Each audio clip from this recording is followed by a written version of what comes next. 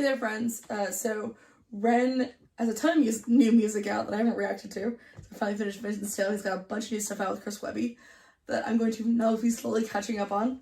With one exception, I'm not covering Tarantula. I've heard bits of the song. I really like it. It sounds like The Clash. I'm super into it. Also, extremely arachnophobic. So even just the thumbnails were really rough for me when that was coming out. I did at one point drop my phone. And thankfully it didn't crack, but it did fall in concrete. I'm unfortunately just unreasonably arachnophobic, so we're not going to cover that. But today, we're covering Down the Road, which I'm very excited about because I heard like the first note of, and I love it. I'm really excited for more Ren and Webby stuff. Their song Baggage was the first thing I ever reacted to, so they kind of have a special place in my heart. So I'm excited to get back to their stuff. I'm sure the whole album's great. I've heard nice things about it. So yeah, here we go.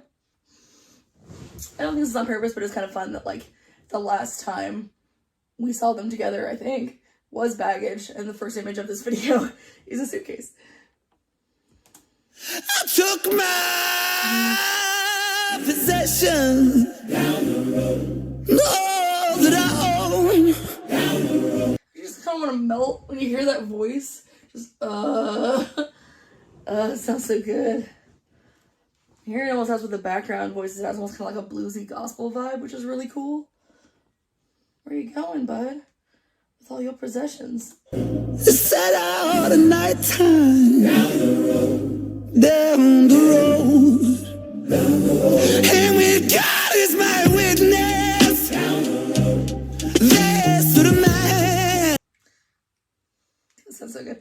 I love this because, like, if you, depending on the kind of things you watch, you know, whatever kind of stuff you absorb, there's so many things this could mean immediately. First of all, you see a fork in the road choices. There's a mysterious guy, or you're seeing the crossroads, and immediately that's a demon, that's the devil, that's somebody. And you've got a musician, if Ren's playing himself, a musician going down to the crossroads. I mean, that definitely we're definitely getting into blues because that's one of the most famous kind of. If you're talking about stories of someone supposedly selling their soul, it's Robert Johnson, which is, his music's real good. Embarrassed as I have to admit, the first time I ever heard of Robert Johnson was in the episode of Supernatural that mentions him, that gets into Crossroad Demons. I will fully admit that. However, thankfully, I was able to then turn to my dad and go, hey, this musician, this old blues player, Robert Johnson, is really good. And he went, yeah, here, music, and like handed me a bunch of his stuff. So, but I think it's very cool. Like, without just, there stood a man, see this man right here, and I can already project all this stuff onto it. We'll see if that's where they're going. So the hat, I mean, come on now. Hat man's always scary. I really like the animation a lot. I like that it's simple, but I also like that it looks like just the black with the white kind of speckles of paint. It looks like the sky. So it looks like we're both looking at a scene, but also as if it's sort of floating in space in a weird way. Like it's not quite grounded to earth. Dressed in the shadows, with blood on his face. That was something so familiar. Oh, is Webby gonna be the voice of the demon? Oh, that makes sense. That would totally work for his voice. I've only heard a couple of his songs. I need to listen to more, but he's got that ability to have that kind of gravel, that almost like almost Tom Waits vibe, but like Tom Waits is the best voice for the devil.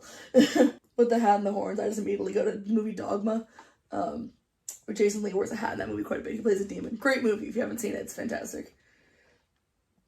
But also I think it's interesting, these sort of reoccurring symbols in pop culture, or just in, not even just in pop, but in anything. I always wonder kind of what came first sort of thing. So like there is a reoccurring image of people who have experienced sleep paralysis, which is the hat man, the person wearing a hat. I myself have experienced sleep paralysis and have seen the silhouette of someone wearing a hat way before I knew that was a thing. Back when I had sleep paralysis, when I unfortunately used to suffer from it. I was in high school. I didn't know about sleep paralysis at the time. I thought I was genuinely just insane. I thought I was losing my mind. Like why these images, these strange recurring images happen to all these people. Is it some sort of collective unconscious, something we all experience on TV or whatever it may be, this weird sort of recurring images. One of them being this man in the dark hat. In this case, being shown as either the devil or a demon. I think that stuff's interesting. There was something so familiar about it. A certain kind of aura pouring all around it. Looking fresh to death, his suit, it was astounding. Devil's always dressed real nice, isn't he?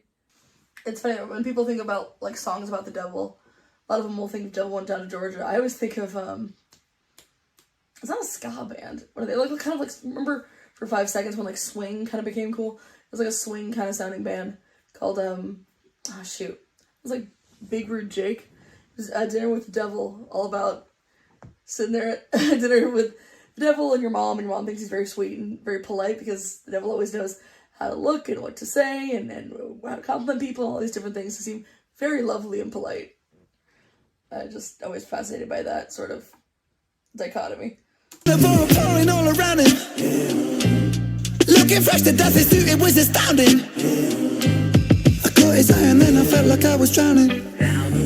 Oh, I love that they made him have those kind of reflective glasses. I feel like that's also used a lot in film and things like that as sort of you can't see someone's eyes. It makes them feel like an otherworldly evil. And it's not they're just a guy. Like, I immediately think of Cool Hand Luke. Great movie. Paul Newman movie. With head of the prison there being this guy who just always wore these reflective glasses, just called like the man with no eyes. Such a simple, great thing of just like makes them feel like if you can't see someone's eyes, it's hard to connect with them as a person, you know? Standing at a crossroad and the dull glow of the lit bowl flicker silently, quietly tiptoed on the long road, and the man spoke to me quite excitedly. Hello, dear fellow. And he tipped his hat and he smiled invitingly. Who knows why you felt this, but I felt like... Oh, it's interesting how they just make his eyes huge like that, almost like these sort of endless, like, just freaky pools.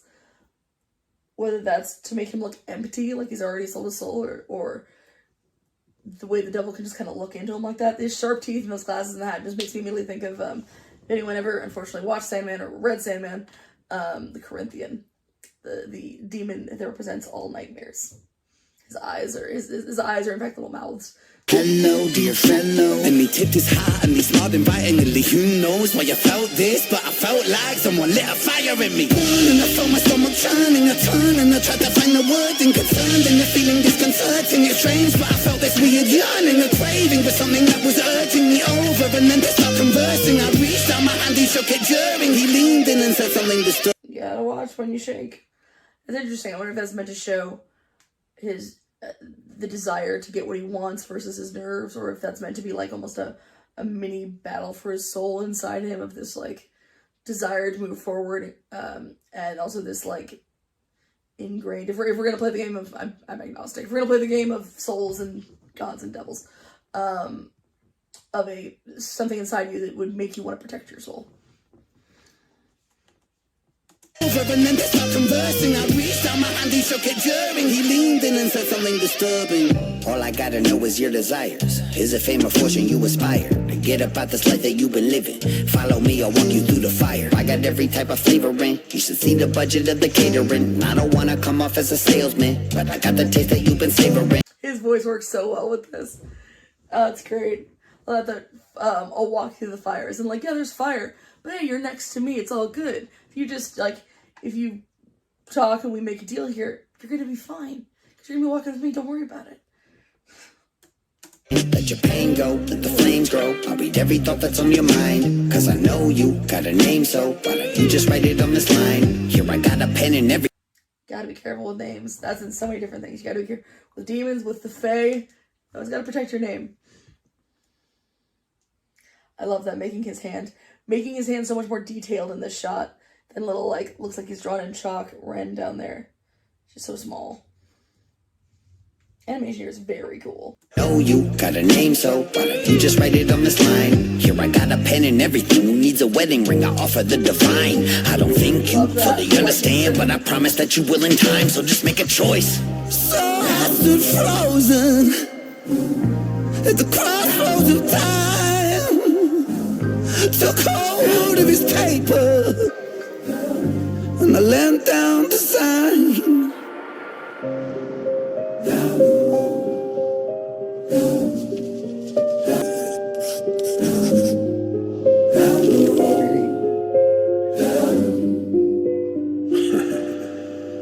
I still remember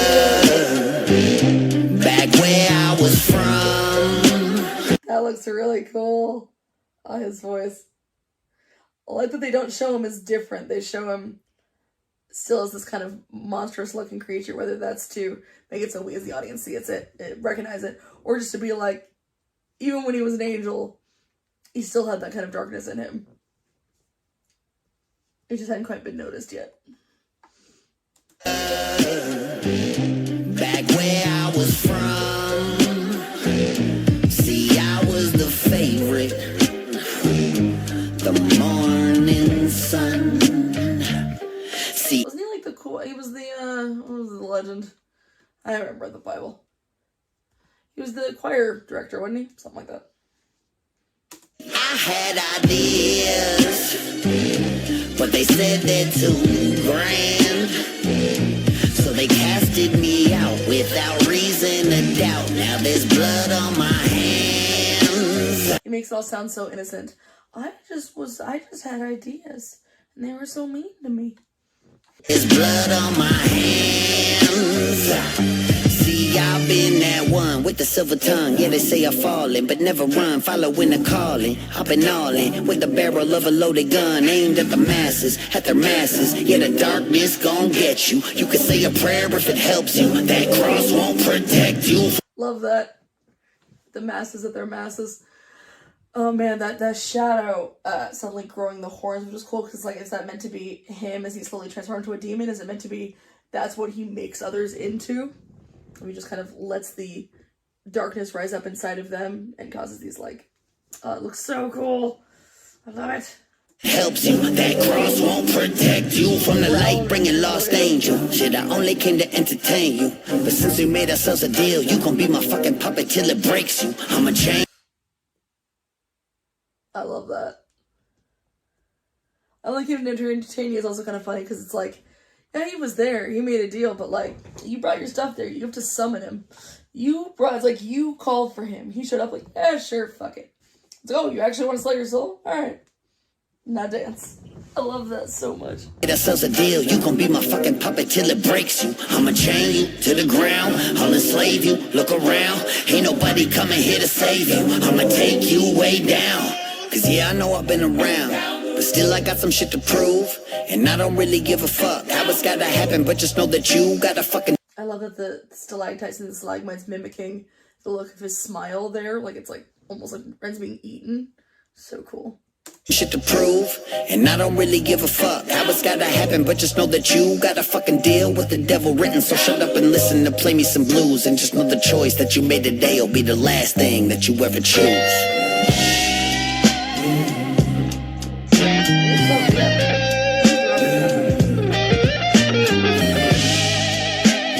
So sad now. I'm like, oh yeah, you're gonna play beautifully, and you're gonna feel completely empty inside, and you only play for me.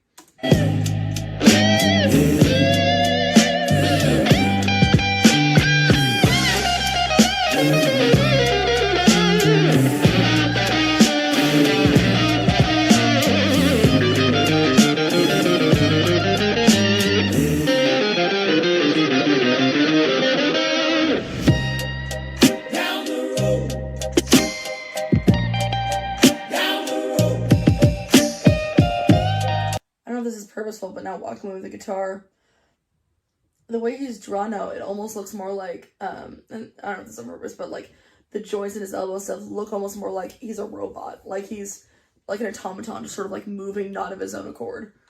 Fire doesn't go away.